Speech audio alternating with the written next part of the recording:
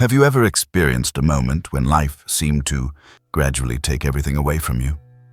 One moment, you are surrounded by conversations, plans, relationships, and noise, and then suddenly you find yourself sitting alone in a room, pondering what just transpired. You did not choose the loneliness. It merely happened, leaving you in a peculiar, in-between state where nothing feels the same, yet nothing new has arrived. If you find yourself in this situation right now, I want to share something that most people rarely express. You are not being punished. Rather, you are being tested. Not merely tested in a casual manner, but spiritually initiated. Isolation is not just a phase to endure. It is a sacred space, a spiritual fire. For those who are genuinely awakening, this phase is often the most intense and significant part of the journey. When your soul begins to awaken, truly awaken, your frequency shifts and your energy begins to communicate in a new way. This new language may not be understood by many people around you. Conversations that once thrilled you may now feel hollow, and goals that used to inspire you may now seem futile. Although you may still love the people you once felt close to, the connection appears stretched, strained, or simply quiet. And then the shift occurs. Calls stop coming, invitations dwindle, and your social world decreases. Before long, you find yourself alone, not just physically, but also emotionally, mentally, and spiritually.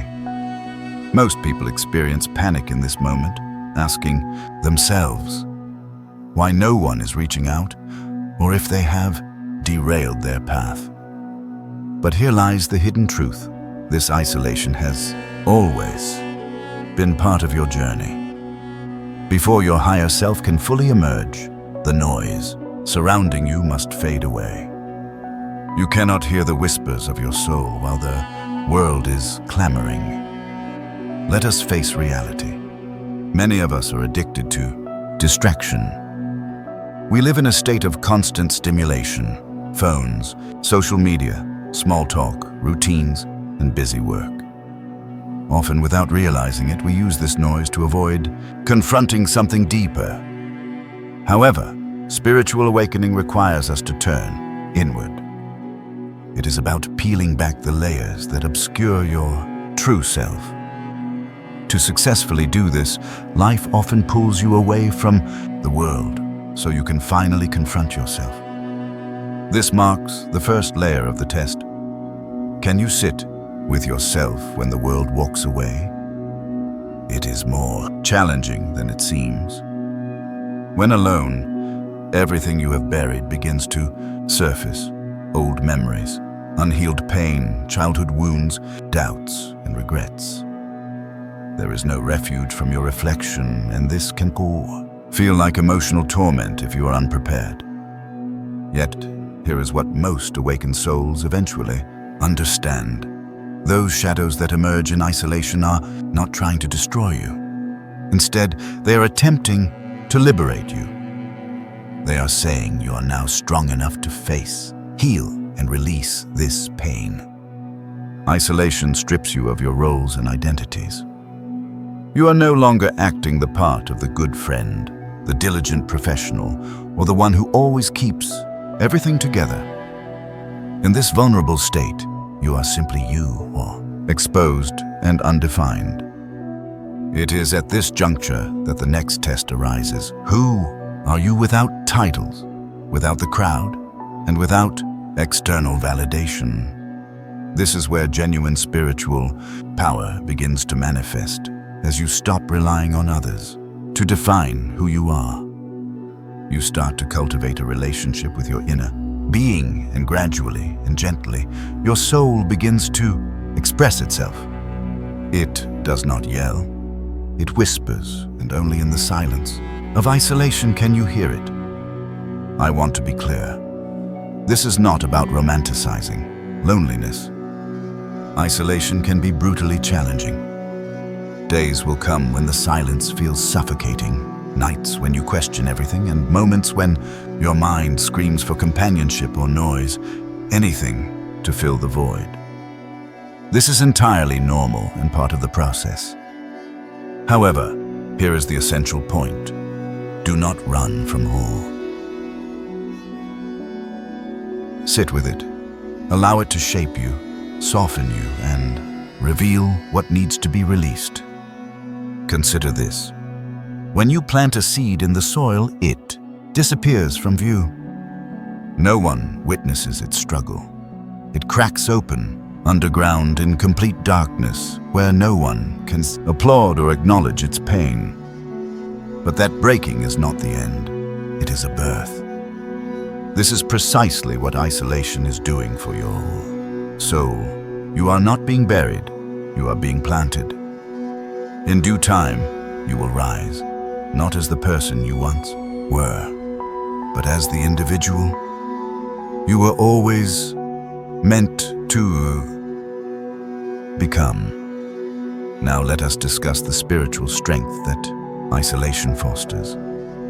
It does not merely teach you how to be alone, it teaches you how to stand alone, how to trust your inner compass when no one else agrees, how to maintain your truth even when others doubt it, and how to keep moving forward despite lacking applause, an audience, or a map.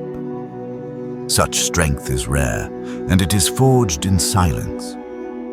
You learn to be your own anchor, healer, guide, and eventually your own home. However, you will not reach this destination if you continue to resist solitude. Healing only commences when you surrender to it, when you cease trying to escape it, and when you accept that this phase contains wisdom, even if uncomfortable.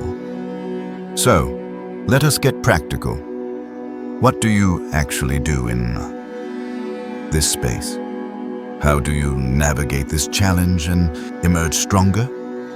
First, allow your emotions to pass through you. Do not suppress them. Cry if you need to, rage if necessary, and express what you are feeling. There is no weakness in being emotional. In fact, it is the most natural response to profound transformation. Emotions are energy trying to move, so let them flow. Second, create a sacred space. You do not need a perfect home or a tranquil forest. Simply find a corner where you can be still. Light a candle. Sit in silence. Play soft music. Pray, meditate, and breathe. This is not about performance. It is about presence. Third, simplify your life. You do not need to rebuild your social circle overnight or resolve everything immediately. Focus on what truly matters. Consume nourishing food. Move your body gently. Take walks. Disconnect from screens and reduce noise so that you can hear your soul more clearly. Fourth, connect with something greater than yourself. You may call it God, the universe, your higher self, whatever resonates with you. What matters is that you maintain a connection. Speak out loud. Whisper if necessary. Say affirmations like, I do not know what is happening, but I trust this is leading me somewhere sacred. The act of voicing your heart opens pathways for healing that may not always be visible to you. Fifth, write. Even if it does not seem to make sense, maintain a journal where you record your raw thoughts, dreams, questions, and fears. No filters, no judgments. Over time, you will notice patterns, signs, and your soul communicating back to you. Sixth, pay attention to the little things. In isolation, your senses sharpen. You begin to find beauty in the quiet, the way sunlight glides across your floor, the sounds of birds in the morning, the flavor of tea when you are fully present. These small sacred moments begin to heal you from within. Keep in mind that isolation does not equate to a permanent disconnection. Instead, it signifies that you are being prepared for a more profound kind of connection, one rooted in soul, resonance, rather than superficial survival roles. Upon emerging from this phase, your energy will attract individuals who truly see you, people who do not need you to perform, who create space for you, and who speak your soul's language. However, this can only occur if you relinquish what no longer serves you. Letting go is challenging, even painful, but it also marks the beginning of a new chapter. So, if you find yourself in a season of isolation, right? Now hear this. You are not behind. You are not broken. You are not forgotten. You are precisely where you need to be, being refined, reshaped, and realigned. What may feel like emptiness now will one day transform into clarity. What may seem like loss will eventually feel like freedom. And what seems like silence now will one day resonate with the voice of the divine. Do not rush through this phase or resist it. Allow it to teach you, to break you open, and to rebuild you into a version that is stronger, softer, and clearer. Because when you finally emerge from this sacred cocoon of isolation, you will not simply be another awakened individual. You will be an embodied soul, grounded, whole, and illuminated from within. When people see you, they will sense something different, not because you articulate all the right things, but because you embody them. You will be the peace, the presence, and the quiet, strength that arises only from enduring the fire of solitude. So take a deep breath. You are not alone. You are merely in the midst of the test.